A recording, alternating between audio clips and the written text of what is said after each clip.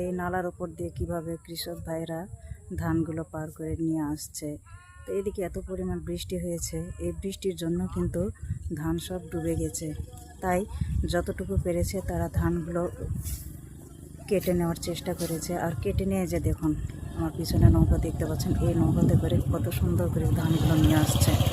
সত্যি এই যে দেখুন কি সুন্দর চমৎকার করে ধানগুলো নিয়ে আসছে। তো প্রথমে আমি মনে করেছিলাম যে এগুলো নৌকা, আসলে ব্রিজের ওপর থেকে তখন দূরে ছিল তাই বুঝতে পারিনি, কিন্তু কাছে যখন আসলো তখন আমি তো দেখে সত্যি অবাক হয়ে গেলাম যে আসলে নৌকা ছাড়াই কত সুন্দর করে ধান তারা নিয়ে আসছে।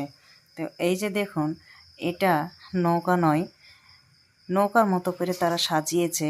এটা এক ধরনের প্লাস্টিক, মোটা প্লাস্টিক আর কি, কাগজের মতো প্লাস্টিকটা। তো সেই প্লাস্টিকে করেই তারা কিন্তু ধানগুলো নিয়ে আসছে।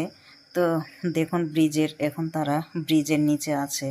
আর ব্রিজের নিচে এসে দেখুন এক ভাই কি সুন্দর দড়ি ধরে টান দিচ্ছে, মানে ধানগুলো নিয়ে আসছে। এবং এত যত্ন সহকারে নিয়ে আসছে যে সেখানে কিন্তু সে নৌকার মধ্যে কিন্তু কোনো পানি ঢুকছে না।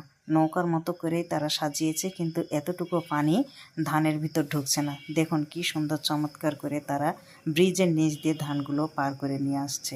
তো এই যে দেখুন তারা নৌকাটা কি সুন্দর করে সাজিয়েছে। এক ভাই উপরে বসে আছে আর দুই ভাইয়ে দড়ি ধরে টানছে, দেখতেই পাচ্ছেন আপনারা। তো সত্যি কৃষক ভাইয়েরা কত পরিশ্রম করে আমাদের জন্য তারা খাদ্যের ব্যবস্থা করে, দেখতেই পাচ্ছেন আপনারা। এই যে দেখুন কি সুন্দর করে হেলে হেলে তারা ধান পার করছে। আর দড়ি দিয়ে চার মাথাটা বেঁধে দিয়েছে, দিয়ে নৌকার মতো করে তারা সাজিয়েছে। তো এই বিষয়টা মানে এই জিনিসটা কিন্তু আমার কাছে আমি কিন্তু আজ নতুন দেখলাম। এর আগে কিন্তু আমার চোখে এরকম দৃশ্য কখনোই পড়েনি। আর এই দৃশ্যটি আমাকে খুবই ভালো লাগলো। তাই নতুন এক পদ্ধতিতে তারা এইভাবে ধান নিয়ে আসছে।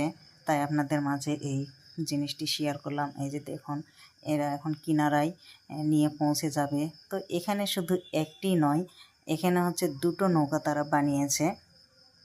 এই যে দেখুন এই কাগজগুলো কিন্তু আমরা সবাই চিনি, আর এই কাগজগুলো দিয়েই কিন্তু তারা নৌকা বানিয়েছে। এই যে দেখুন আরেকটা কিন্তু চলে আসবে। কি সুন্দর করে তাদের মাথায় কত রকমের বুদ্ধি। এই যে দেখুন পরপর দুইটি নৌকা কিন্তু চলে আসলো, কিন্তু দেখতেই পাচ্ছেন কত সুন্দর করে তারা ধানগুলো ভাসিয়ে নিয়ে চলে আসছে। এরপর তারা কিনারায় ধানগুলো নামাবে, কিনারায় ধান